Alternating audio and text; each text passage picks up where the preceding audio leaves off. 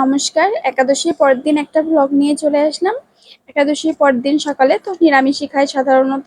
তো এই যে ভাবলাম একটু খিচুড়ি করি। তো প্রথমে কড়াইতে জিরা, তেজপাতা, শুকনা ঝাল, গরম মসলা, দারচিনি ফোড়ন দিয়ে আগে থেকে ধুয়ে রাখা পোলাওয়ের চাল আর মুগ ডালটা ভালো করে ভেজে নিচ্ছি। একটু ঝরঝরা করে ভেজে নিব। তো তারপরে চালের ডবল জল দিয়ে দিছি আর কি, দিয়ে এটা ঢেকে দিছি 15-20 মিনিট মতো ঢেকে দিছিলাম লো ফ্লেমে। তো তার ভিতরে আমার খিচুড়িটাও হয়ে গেছে এদিকে। আর এভাবে জলটা মেপে দিলে খিচুড়িটা ঝরঝরা হয়। আমার বাসায় সাধারণত সবাই ঝরঝরা খিচুড়িটাই পছন্দ করে। তো এই যে খিচুড়িটা হয়ে গেছে, তো এখন সকালের পারনটা সেরে নিব। তো খিচুড়িটা প্লেটে তুলে সবাই খেয়ে দিয়ে নিছি। খিচুড়িটা অনেক সুন্দর হয়েছিল।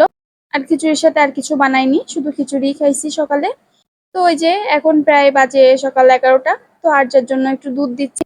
ও সকালবেলা আর কি খিচুড়ি খাইছে, দুধ আর দেওয়া হয় না, তো এখন একটু দুধ আর একটু কমপ্লান দিচ্ছি ওরে। তো এরপরে আমিও একটু কফি বানাবো। তো এই যে আর্যাপুরি চলে আসছে, বলতেছে মা দুধ এই পর্যন্ত কেন দিছো, পুরোটা কেন দাওনি। আমি একটু ভাবলাম কফি খাবো আজকে, তো চলে আসলাম। তো প্রথমে একটা সসপ্যানে করে দুধটা গরম করে নিছি, ফুটাই নিছি আর কি।